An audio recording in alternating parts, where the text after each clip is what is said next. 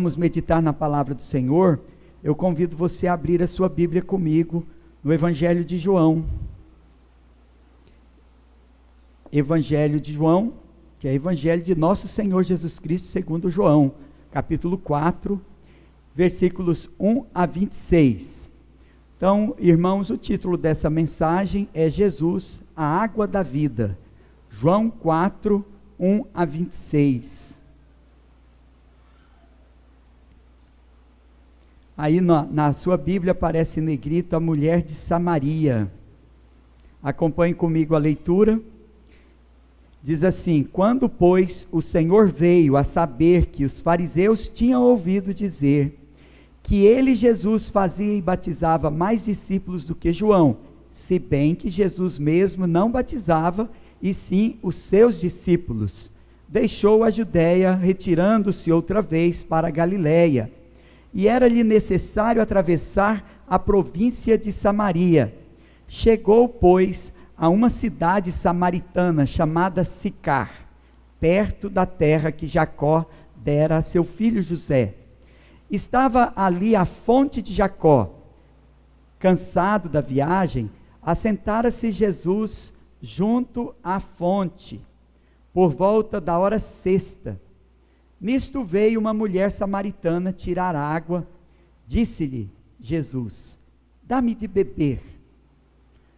Pois seus discípulos tinham ido à cidade para comprar alimentos. Então lhe disse a mulher samaritana: como sendo tu judeu, pedes de beber a mim, que sou mulher samaritana? Porque os judeus não se davam com os samaritanos. Replicou-lhe Jesus: se conheceras o dom de Deus, e quem é o que te pede, dá-me de beber, tu lhe pedirias, e te daria água viva. Respondeu-lhe ela: Senhor, tu não tens com que tirar. Vou ler novamente, versículo 11. Respondeu-lhe ela: Senhor, tu não tens com que atirar, e o poço é fundo. Onde, pois, tens a água viva? És tu, porventura, maior do que Jacó, o nosso pai, que nos deu o poço, do qual ele mesmo bebeu, e bem assim seus filhos e seu gado? Afirmou-lhe Jesus: quem beber desta água tornará a ter sede. Aquele, porém, que beber da água que eu lhe der, nunca mais terá sede. Pelo contrário, a água que eu lhe der será nele uma fonte a jorrar para a vida eterna. Disse-lhe a mulher: Senhor, dá-me dessa água para que eu não mais tenha sede, nem precise vir aqui buscá-la. Disse-lhe Jesus: vai, chama teu marido e vem cá. Ao que lhe respondeu a mulher: não tenho marido. Replicou-lhe Jesus: bem disseste, não tenho marido, porque 5 maridos já tiveste, e esse que agora tens não é teu marido. Isto disseste com verdade. Agora aí os irmãos vão perceber em negrito a verdadeira adoração. Vamos continuar lendo no versículo 19. Senhor, disse-lhe a mulher, vejo que tu és profeta. Nossos pais adoravam neste monte, vós entretanto dizeis que em Jerusalém é o lugar onde se deve adorar. Disse-lhe Jesus: mulher, podes crer-me que vem a hora, quando nem neste monte, nem em Jerusalém adorareis o Pai. Vós adorais o que não conheceis, nós adoramos o que conhecemos, porque a salvação vem dos judeus. Mas vem a hora, e já chegou, em que os verdadeiros adoradores adorarão o Pai em espírito e em verdade, porque são este que o Pai procura para seus adoradores.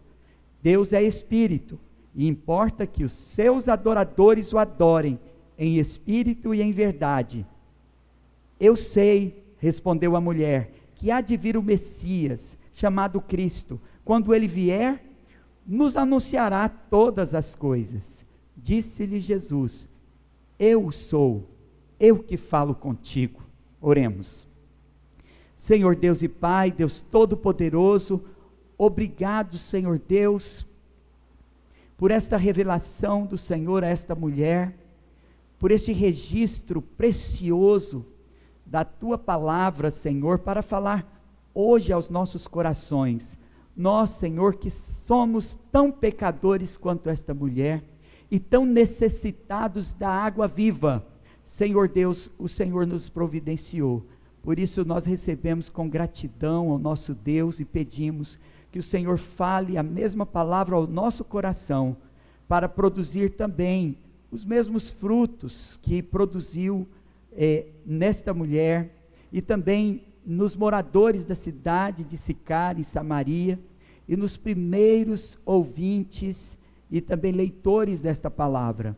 Abençoa-nos, ó Pai, pela palavra da verdade que o Senhor nos dá, iluminando nossos corações e mentes para recebê-la, em nome de Jesus, amém.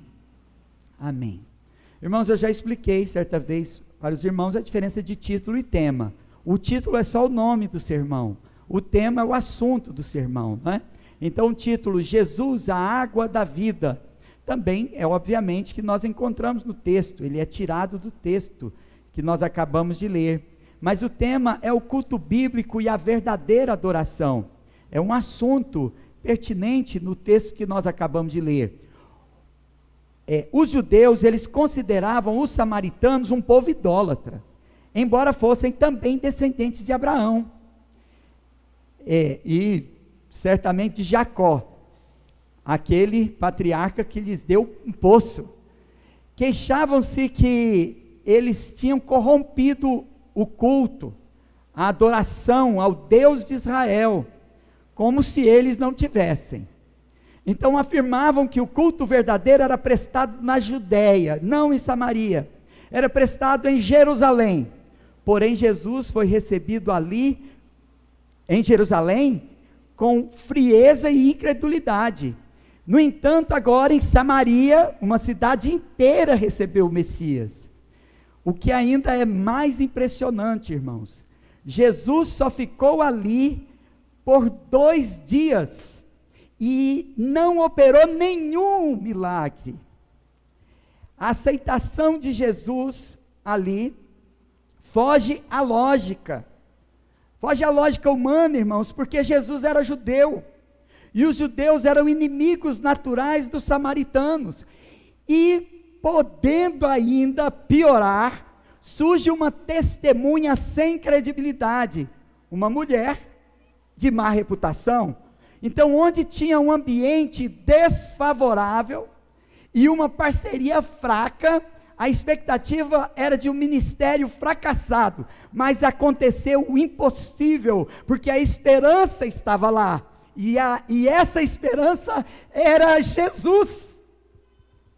O que Jesus falou que mudou a vida dessa mulher, de uma cidade inteira de samaritanos? O que Jesus nos ensina sobre a fonte da água da vida, ou a fonte da água viva, o culto e a verdadeira adoração?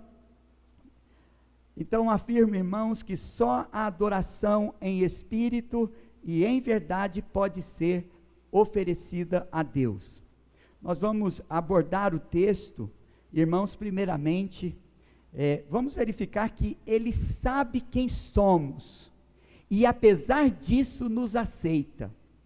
Em segundo lugar, Ele conhece nosso interior, e não se impressiona com o exterior. Ele dá a água da vida, mata a nossa sede e se torna em nós uma fonte.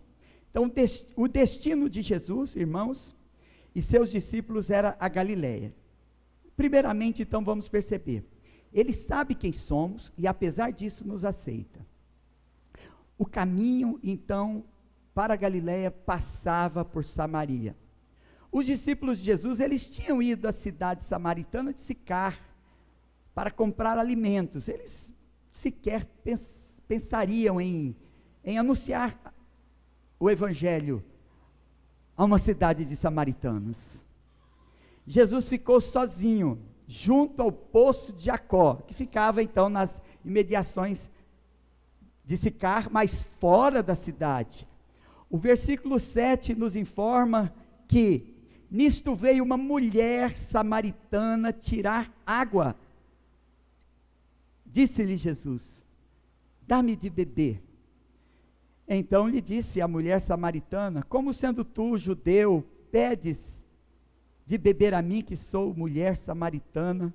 Porque os judeus não se dão com os samaritanos. Então a admiração dessa mulher quando Jesus lhe pediu água é explicada entre parênteses aqui no texto, porque os judeus não se dão com os samaritanos. Via de regra, eles não se falavam por causa da rivalidade que havia entre eles. Judeus não pedem nada para samaritanos. Por isso, às vezes, os samaritanos não lhes permitiam também passagem por suas terras. Os judeus passavam calados, a fim de atravessar também despercebidos. Talvez fosse por isso que eles deixaram Jesus esperando fora da cidade, junto ao poço de Jacó. Talvez pensasse assim: não vamos entrar com o mestre lá, porque nós não vamos passar despercebidos. Não vamos entrar com o mestre lá, porque ele vai anunciar salvação a esses samaritanos. Jesus não perderia essa oportunidade. Jesus semeou na terra dos samaritanos, porque pretendia que o evangelho alcançasse todos os povos, desde Jerusalém e Samaria até os confins da terra.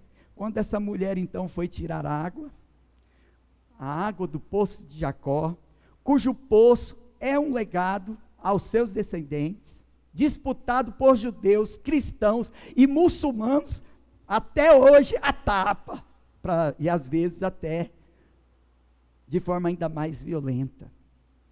Jesus deixa claro que vem para todos os povos, línguas e nações, né? E fica claro que Jesus aceita o povo samaritano. Ele sabia que se tratava de uma mulher samaritana, que teve muitos maridos, e ainda assim a aceitava. Disse-lhe Jesus: vai, chama teu marido e vem cá.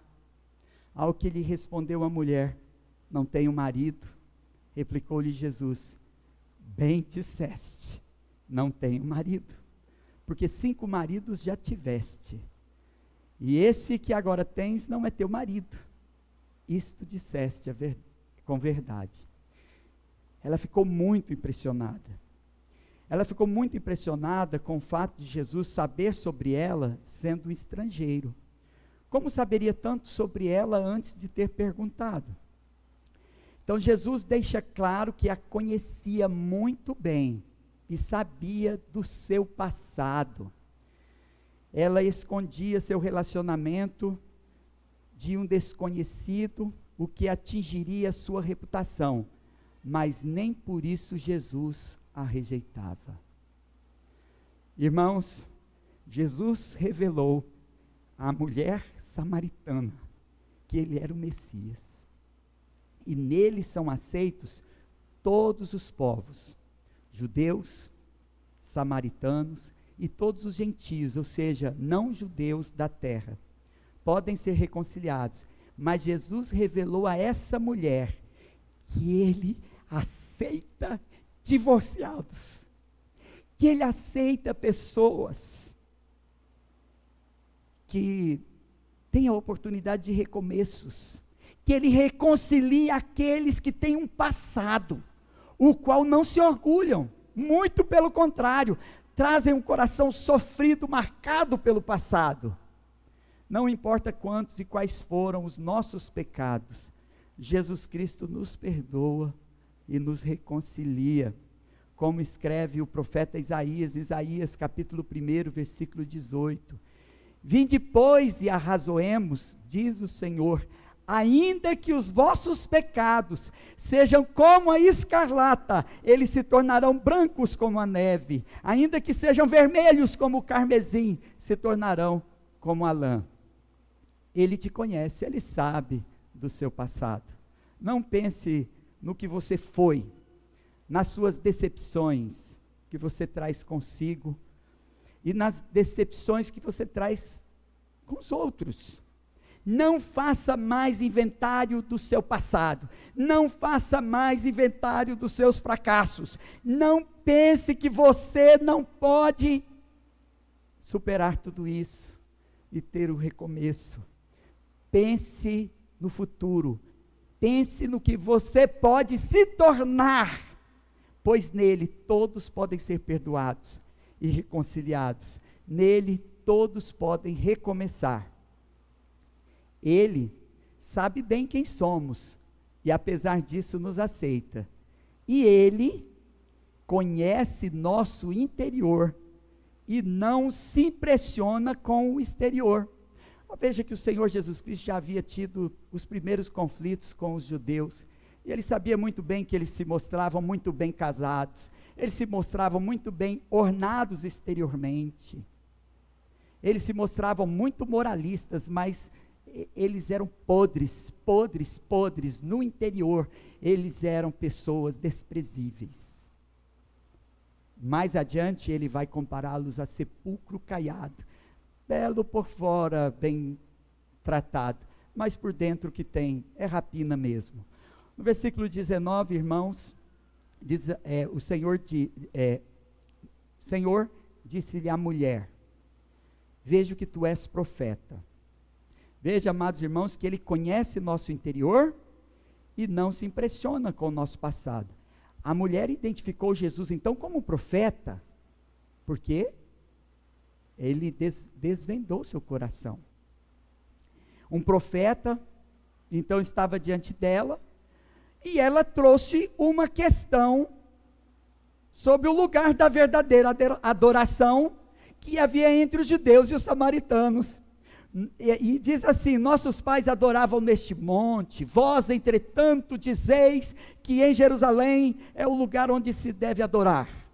Quer dizer que o culto a Deus estava dividido, porque os judeus adoravam no monte Sião, em Jerusalém, e os samaritanos no monte de Gerizim, em Samaria, onde foram recitadas as bênçãos da lei de Deuteronômio 28, 1 a 14, e ali os samaritanos construíram o templo dos samaritanos, conforme vamos ver mais adiante.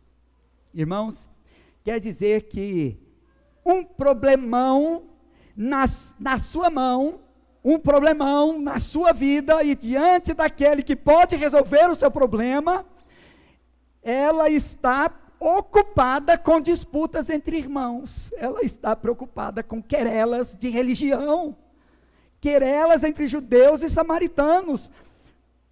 Então, sobre qual seria a verdadeira adoração, se a dos samaritanos ou a dos judeus? Qual igreja estava certa? Se a igreja do Monte Gerizim ou a igreja do Monte Sião? E ela não se dava conta quão profunda era a sua miséria ainda, mesmo tendo sido já desvendada. Disse-lhe Jesus: mulher, podes crer-me, que a hora vem, quando nem neste monte, nem em Jerusalém adorareis o Pai. Esse capítulo é o maior capítulo do livro de João. E a gente vai descobrindo por quê, não é?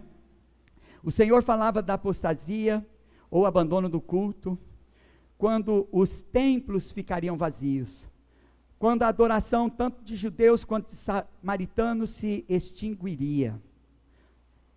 Ele prossegue dizendo: vós adorais o que não conheceis, nós adoramos o que conhecemos, porque a salvação vem dos judeus. Os samaritanos, então, irmãos, eles adoravam ao Deus que eles não conheciam. Eles mantinham o culto, mas abandonavam o conhecimento de Deus e corrompiam o culto com superstições. O Senhor, o qual ela não conhecia, sendo judeu, veio salvar o mundo e revela-se a ela como Messias. Por enquanto o Senhor ainda não se revelou a ela, e ela continua religiosa e preocupada com as querelas da religião, com as disputas entre a igreja do Monte Gerizim e a igreja do Monte Sião. Mas vem a hora, diz o Senhor, e já chegou, em que os verdadeiros adoradores adorarão o Pai, em espírito e em verdade, porque são estes que o Pai procura para seus adoradores. Então Jesus anuncia-lhe um tempo de reavivamento e de esperança, mas vem a hora, e já chegou, e ela ainda estava perdendo a hora, porque ela estava preocupada com o que não tinha importância. Jesus anuncia-lhe então um tempo de avivamento. Os olhos do Pai já procuram uma nova geração de verdadeiros adoradores, que adorarão o Pai em espírito e em verdade. O Senhor diz, por quê? Versículo 24, acompanhe sua Bíblia, diz assim: Deus é espírito, importa que os seus adoradores o adorem em espírito e em verdade.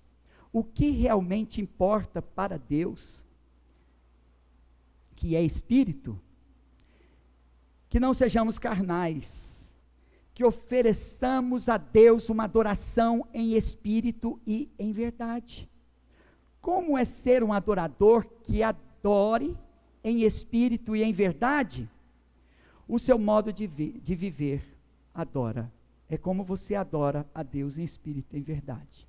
Como você trata a sua esposa, é como você adora em espírito e em verdade. Como você trata o seu empregado, é como você adora em espírito e em verdade. Como você se relaciona com seus irmãos, como você se relaciona com seu inimigo, é como você se adora em espírito e em verdade.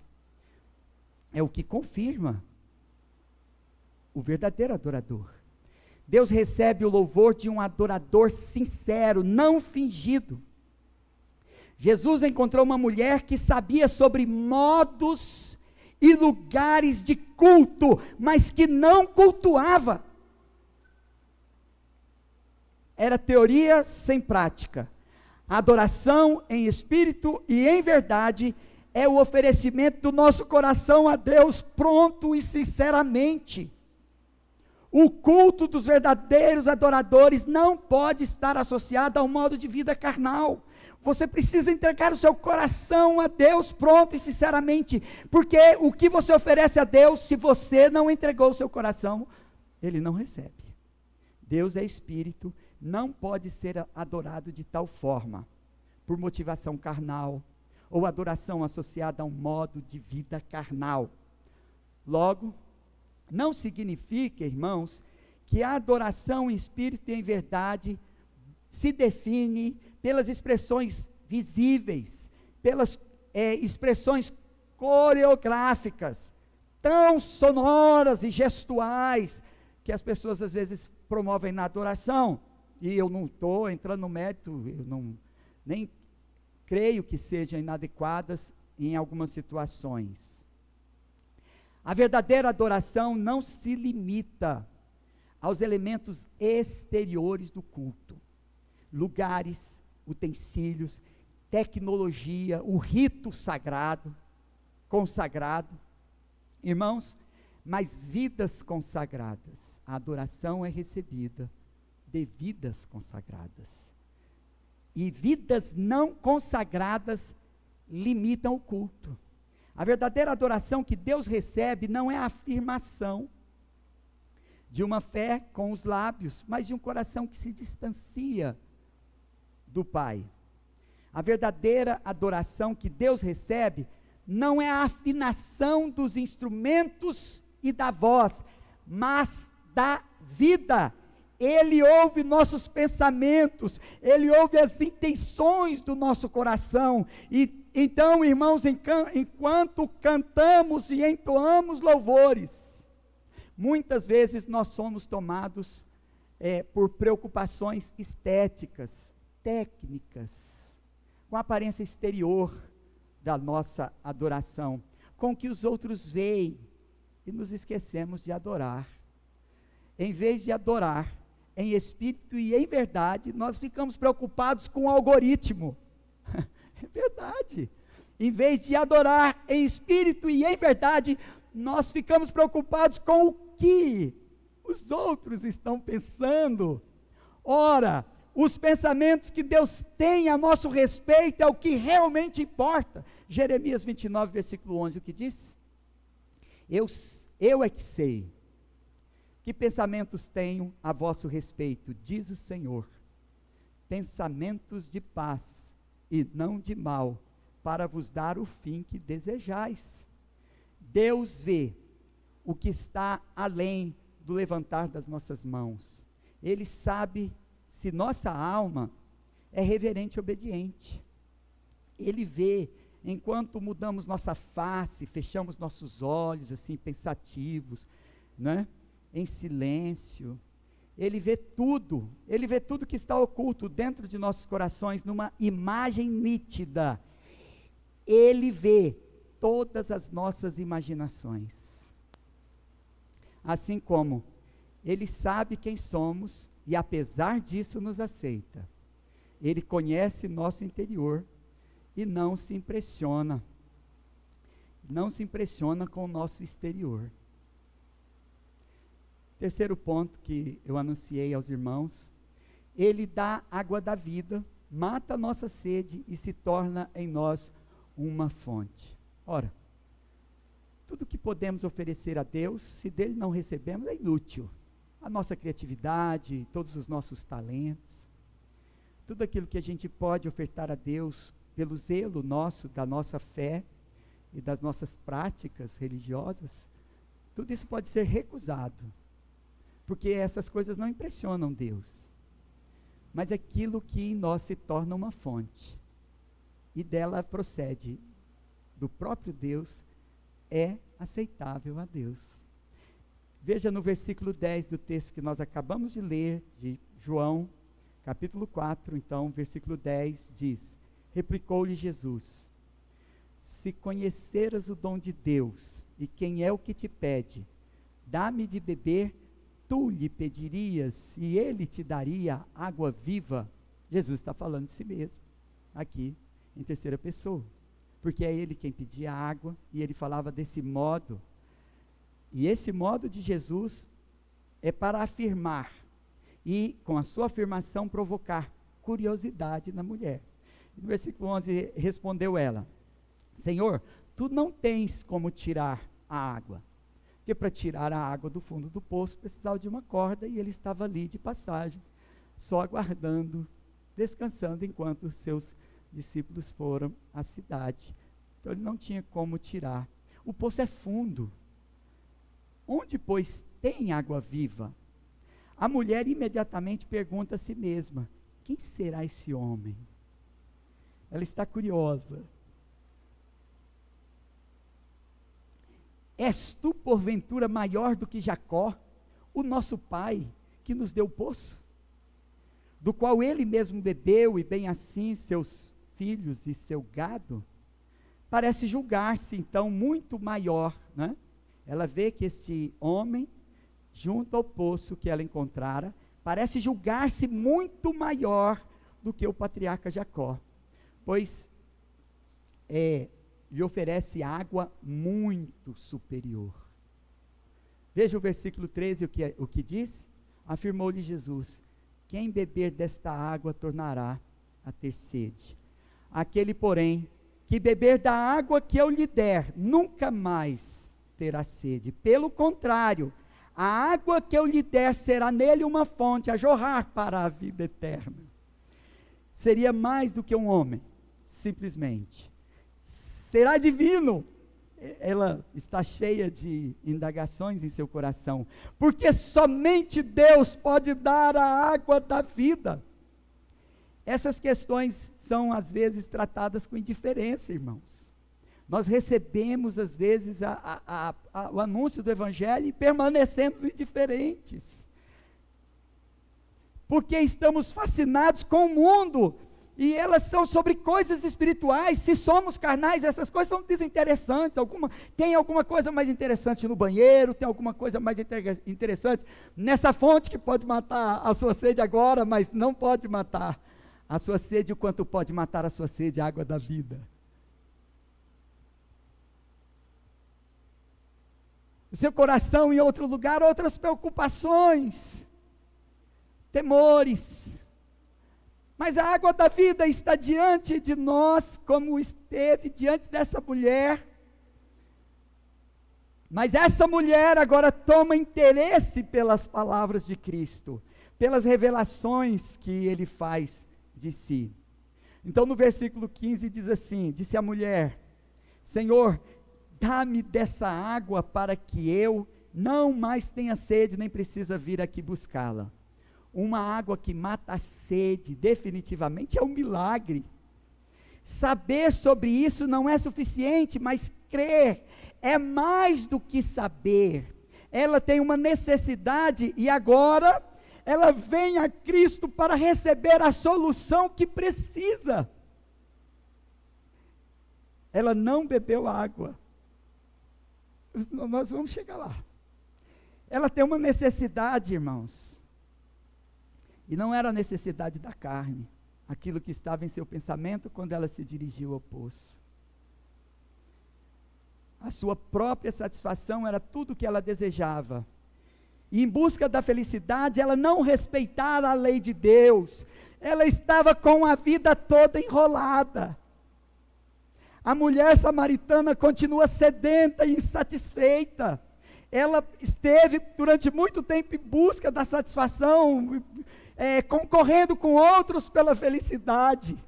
A mulher samaritana sedenta e insatisfeita, mas Jesus está dizendo que somente nele ela pode encontrar a verdadeira e plena satisfação. Cristo é um Senhor e Salvador pessoal. Ela já esperava pelo Messias, mas ela não o conhecia. Ela já tinha ouvido falar. Versículo 25 diz assim, eu sei, respondeu a mulher, eu sei. Interessante, né? Eu sei. Está ouvindo e dizendo, eu sei. Respondeu a mulher que há de vir o Messias chamado Cristo. Quando ele vier, então nos anunciará todas as coisas. Disse-lhe Jesus, eu sou, eu que falo contigo.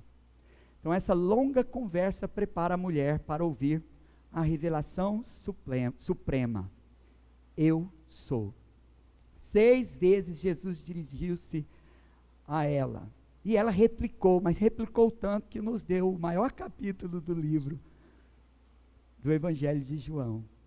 6 vezes Jesus dirigiu-se a ela e ela replicou. Na 7ª vez, Jesus declarou-se o Messias.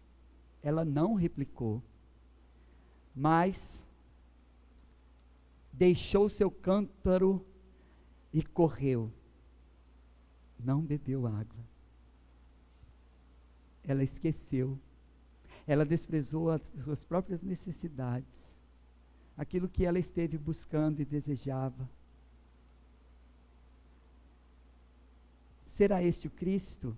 Ela questionava. E enquanto anunciava tudo o que ouviu dele junto ao poço. Não podemos medir então a proporção da fé dessa mulher, mas aqui nós temos material, aqui para mais um sermão ainda, nós vamos ainda meditar, a partir desses versos onde nós paramos, mas nós aprendemos até aqui, irmãos, que quem se aproxima de Cristo abandona um pouco suas necessidades diárias, quem se aproxima de Cristo abandona um pouco os seus próprios interesses. E agora o único desejo dessa mulher samaritana é falar aos outros a respeito de Jesus. Sua fé se torna real e viva, e confirma então as escrituras que acabamos de ler. No versículo 14 diz, aquele porém que beber da água que eu lhe der, nunca mais terá sede, pelo contrário, a água que eu lhe der, será nele uma fonte a jorrar para a vida eterna. Eu disse que esta mulher nesse dia não bebeu água. Ela não bebeu da água que poderia matar a sede, mas ela tornaria a ter sede. Mas ela bebeu da água viva e por isso tornou-se nela uma fonte a jorrar. E aí nós vamos continuar vendo o resultado. quando Jesus Cristo vê aquela multidão de samaritanos e diz: veja, os campos estão brancos para a ceifa. Os homens devem conhecer o que Cristo afirmou de si, irmãos, mas ele também deve ouvir as promessas que ele faz. Em cada coração existe sede, sentimento de falta de alguma coisa, que nosso Senhor Jesus Cristo promete satisfazer. Conhecer a Jesus, irmãos, e nele confiar, é ter dentro de si uma fonte a jorrar para a vida eterna. Ela ouviu o que Jesus prometeu e disse: Senhor, dá-me dessa água. Ela ainda não entendia todos os benefícios de beber da água da vida, mas ela sabia agora que a fonte era boa, porque ele disse: eu sou o Messias. Ela sabia agora, então ela quis beber, e esta água nela tornou-se uma fonte. Ela foi compartilhar com toda a cidade. Então, irmãos, esse texto nos revela que Jesus é a água da vida. Nós aprendemos um pouco sobre o culto bíblico e também a verdadeira adoração, mas especialmente aprendemos que só a adoração em espírito e em verdade pode ser oferecida a Deus. Ele sabe quem somos e apesar disso nos aceita. Ele conhece nosso exterior e não se impressiona com o... Ele conhece nosso interior e não se impressiona com o nosso exterior. Ele dá água da vida, mata a nossa sede e se torna em nós uma fonte. Irmãos, não existe culto bíblico e adoração verdadeira sem Cristo habitando dentro dos nossos corações. Somos o que somos interiormente, não o que nós queremos convencer os outros que somos. Nós somos o que somos interiormente e só o que nós somos de coração pode ser ofertado a Deus. Ele dá de graça da água da vida a quem Ele quer tornar nele uma fonte a jorrar para a vida eterna. Arrependimento é mudança de atitude, é recomeço, é nova vida. Ore comigo, irmãos, essa palavra. Você pode baixar sua cabeça agora e orar comigo essas palavras. Senhor, não sou hipócrita, pois me apresento diante do trono da sua graça como sou. Senhor, não finjo santidade, mas venho em busca do que podes me tornar. Arrependo-me do que fui. Sou teu, Senhor. Ajuda-me e serei melhor do que sou. Amém. Senhor Deus e Pai, em nome de Jesus, receba, Senhor, a nossa oração, a nossa súplica. Aquele que ainda não beber, aquele que ainda não bebeu, Senhor, dessa fonte, da água da vida, que venha beber da água da vida, Senhor, e sejam também despertados, que pare de replicar, ao saber que a fonte d'água vida, a fonte d'água viva é Jesus. Em nome dele nós oramos, Senhor Deus. Amém. Amém.